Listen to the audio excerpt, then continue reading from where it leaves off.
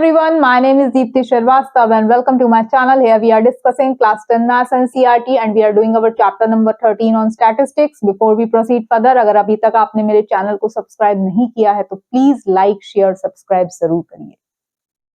तो in our last video हमने अपनी exercise number 13.2 question number 3 to 6 किए थे और उसी के साथ हमारी एक्सरसाइज भी फिनिश हो गई थी which was based on how to calculate the mode of a group data. और आज के जो वीडियो में हम अपना ये देखेंगे कि how do we calculate the median of a group data. हम मीन कर चुके हैं, 3 मेथड से हमने किया, हमने मोड कर लिया. अब जो हमारा लास्ट जो है वो है median of a group data. फिर उसके बाद इसके बेस की जो हमारी एक्सरसाइज है उसको हम करेंगे. तो क्लास 9th में आपने पढ़ा होगा कि आप मीडियन आप क्या बोलते हो कि जो मिडल वैल्यू है, जो भी डेटा में जो मिडल वैल्यू है उसको आप कहते हैं. तो अगर फॉर अनग्रुप डेटा, जो आपने शायद पहले भी किया था उसको एक बार रिवाइज कर लेते हैं. अनग्रुप डेटा जहां पे कि कोई ग्रुपिंग नहीं होती है, वहां पे इफ दो केस होते हैं कि if your n is odd where n is your number of observations. कितनी नंबर ऑफ ऑब्जर्वेशन, अगर 50 है तो 50 इज एन इवन नंबर. अगर से 45 है तो 45 is an odd number. And if n is odd and if n is even where n is your number of observations. So median is n plus 1 by 2th observation. ठीक है. अगर n odd है, n अगर मान लो odd है, मान लो 45 है, तो उस केस में आप कैसे कि 45 plus 1 divided by 2 is 46 by 2 23rd observation. तो उस केस में भी आप क्यूमुलेटिव फ्रीक्वेंसी की टेबल बनाते थे और वहां से आप उसको कैलकुलेट करते थे. सबसे पहले तो आप क्या करते हैं, अनग्रुप डेटा में आप उसको या तो असेंडिंग या डिसेंडिंग ऑर्डर में लगा लेते थे. फिर उसके बाद आप उसकी क्यूमुलेटिव फ्रीक्वेंसी के साथ क्यूमुलेटिव फ्रीक्वेंसी, अभी हम जब ग्रुप डेटा का करेंगे हम फिर से रिवाइज करेंगे कि हम क्यूमुलेटिव फ्रीक्वेंसी कैसे निकालते हैं. फर्स्ट फ्रीक्वेंसी वही है, बाकी को फिर एड अप करते जाते हैं. तो it cumulative which keeps on adding. So this your median is your n by 2th plus n by 2 plus 1th divided by 2. कि भाई n by 2 मान लो n even है तो 50 by 2 is your 25th plus 25 plus 26 25th observation की जो value है plus 26th observation की जो वैल्यू है उसको डिवाइड बाय जब 2 कर देते then you calculate the median. ये था आपका अनग्रुप डेटा की बात. अब जो हमें ये जो करना है, जो आपको इस क्लास में करना है वो है आपको कि ग्रुप डेटा के बारे में आपको निकालना है. तो ये तो था आपका अनग्रुप डेटा जो कि आपने पहले अपनी क्लास 9th में स्टडी किया हुआ है. अब आया आपका ग्रुप डेटा की बात. तो ग्रुप डेटा में जो आप मीडियन निकालते हैं उसका जो फॉर्मूला होता है वो होता है L plus n by 2 minus C F upon F. ठीक है, upon F into H. H जो है ये मल्टीप्लाई हो रहा है. अब now L is what, L is your lower limit of the median class. L is the lower limit of the median class. N is your number of observations. ठीक है. CF is the cumulative frequency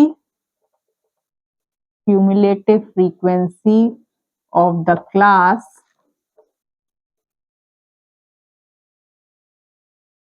preceding the median class.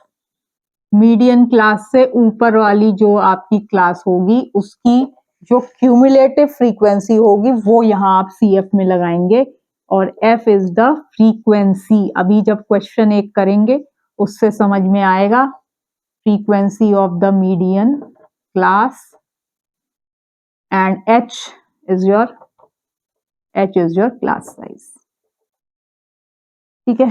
तो L is the lower limit. अभी क्या है, median class कैसे निकालते हैं. Model में इट वाज इजी, जिसकी हाईएस्ट फ्रीक्वेंसी है वही है. यहाँ पे जब आप क्यूमुलेटिव फ्रीक्वेंसी निकालेंगे आपको वहां से ये बात समझ में आएगी कि भाई कैसे आप निकालते हैं।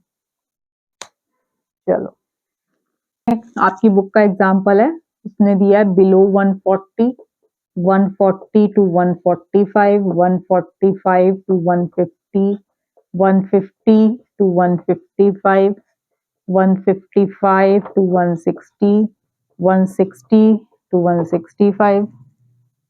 ठीक, अब यहाँ पे फ्रीक्वेंसी दी गई है, फ्रीक्वेंसी फ्रीक्वेंसी क्या दी गई है, 4 7 18, 4 7 18, 11 6 एंड 5। अब जो ध्यान देने की बात है, यहाँ पे आप मीडियन के लिए एक क्यूमुलेटिव फ्रीक्वेंसी का बनाते हैं कॉलम।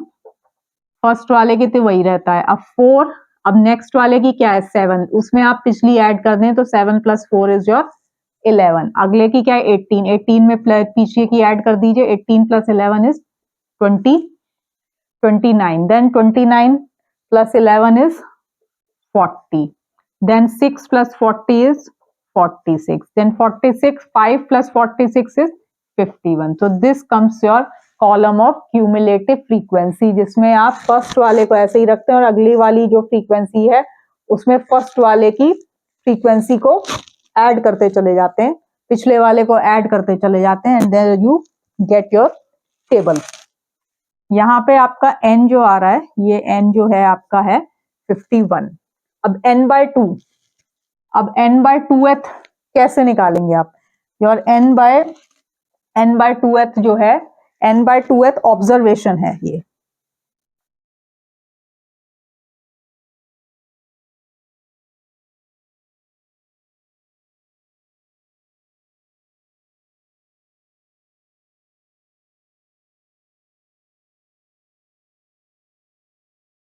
तो n/2, now n/2 is your what, 51/2, which is your 26.5। अब ये 26.5 जो है, आप इसमें देखेंगे कि 26.5 आपको यहां देखना है क्यूमुलेटिव फ्रीक्वेंसी में। तो जो 26.5 है वो आपका ये 29 वाले में, आप उससे कम वाली ज्यादा वाला ले सकते हैं लेकिन उससे कम वाला नहीं लेंगे। तो जो आपकी जो मीडियन क्लास बनी वो इसके कॉरेस्पॉन्डिंग बनी, 145 से 150। तो मीडियन क्लास जो है वो बन गई आपकी 145 से 150 वाली। 26.5 ये 29 वाले में आएगा, ठीक है, 11 वाले में नहीं आएगा।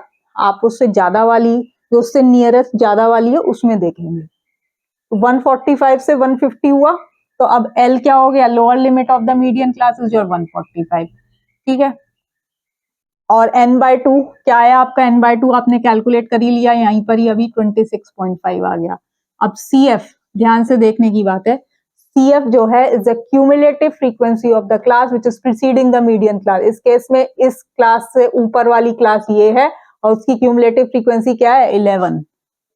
Then F is what, F is the frequency of the median class. तो जो मीडियन क्लास है उसकी अब ये फ्रीक्वेंसी की टेबल में देखेंगे। यहाँ पे जो देखा था CF वो क्यूमुलेटिव फ्रीक्वेंसी की टेबल में देखा था, और यहाँ पे आप फ्रीक्वेंसी ऑफ ये जो मीडियन क्लास है इसी के सामने जो फ्रीक्वेंसी है विच इज योर 18।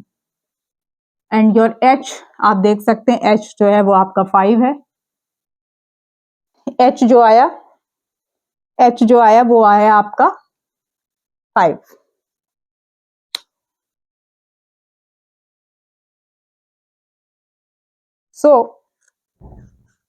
तो आप अब इसमें क्या करेंगे, इसमें आप अपने सारे वैल्यूज को, सभी वैल्यूज को जो है वो सब्स्टिट्यूट कर देंगे, ठीक है। यहाँ पे अब आप इसमें सारी जो है इस वाले फॉर्मूले में सभी वैल्यूज, L की जगह 145 आ गया, n/2 इज योर 26.5, CF में 11 डालेंगे, F में 18 डालेंगे, H में 5 डालेंगे। क्यूमुलेटिव फ्रीक्वेंसी CF और F का बहुत ध्यान रखना है। CF is your cumulative frequency, लेकिन वो cumulative frequency of the class which is preceding the median class, whereas your F is the frequency of the median class, ठीक है। CF को तो CF की टेबल में देखना है, लेकिन मीडियन क्लास से ऊपर वाले में देखना है, और जो F है वो फ्रीक्वेंसी उसी मीडियन क्लास की ही लेंगे। बाकी चीजें तो सिंपल है, जब मीडियन क्लास कैलकुलेट लोकेट हो गई तो आप उसकी लोअर लिमिट बता देंगे। H जो है वो तो क्लास साइज है, और सिंपली वैल्यू सब्स्टिट्यूट करके you can get your answer. बाकी के जो क्वेश्चंस हैं वो हम अपने नेक्स्ट वीडियो में जब हम अपनी एक्सरसाइज नंबर 14.3 करेंगे, 14.3 जब हम करेंगे तब हमें और क्लियर हो जाएगा that how can you locate the median class. This is just for example, मैंने बता दिया. वहां पे जितने आप और जब क्वेश्चंस को सॉल्व करेंगे आपका समझ में आ जाएगा कि भाई मीडियन क्लास कैसे लोकेट हुई है, और बाकी चीजें तो फिर भी इट इज कैलकुलेशन बेस्ड. एक लास्ट है कि मीन मोड मीडियन में मीन मोड मीडियन का एक रिलेशन दिया गया है which you need to know. हो सकता है कहीं पे ऐसे भी क्वेश्चन आ जाते हैं जहां पे कि आपको एक ही क्वेश्चन में तीनों चीजें कैलकुलेट करने को दी गई और then you need to verify also, ऐसा भी पूछ लिया जाता है. तो जो एम्पेरिकल रिलेशन है इन तीनों के बीच में, this is a 3 times median is equal to mode plus 2 times of mean.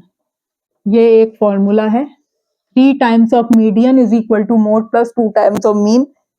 ये कहीं पर वेरीफाई करने को हो सकता है आपको क्वेश्चन. तो जब आप क्वेश्चन मीन मोड मीडियन अगर आपने बिल्कुल करेक्टली कैलकुलेट किए then you can verify that 3 times median is equal to mode plus 2 times of mean. अच्छा, अब मीन कहाँ यूज होता है, मोड कहाँ यूज होता है, ये जब हमने इंट्रोडक्टरी क्लास करी थी वहां पे भी करी थी. मीन जो है वो आप एवरेज निकाले, आप 2 क्लासेस का एवरेज मार्क्स निकाल के कह सकते हैं भाई इस क्लास में अच्छे नंबर आए, एवरेज मार्क्स ज्यादा है. मीन की एक वो होती है कि वो एक्सट्रीम्स भी ले लेते हैं, लो मार्क्स भी आएंगे, हाई मार्क्स भी उसमें इंक्लूड हो जाएंगे. कहीं ना कहीं आप कई केसेस में बोल देते हैं कि भाई यहाँ पे तो ये एक्सट्रीम्स जो है it is affecting the mean, तो उस केस में आप मीडियन पे चले जाते हैं.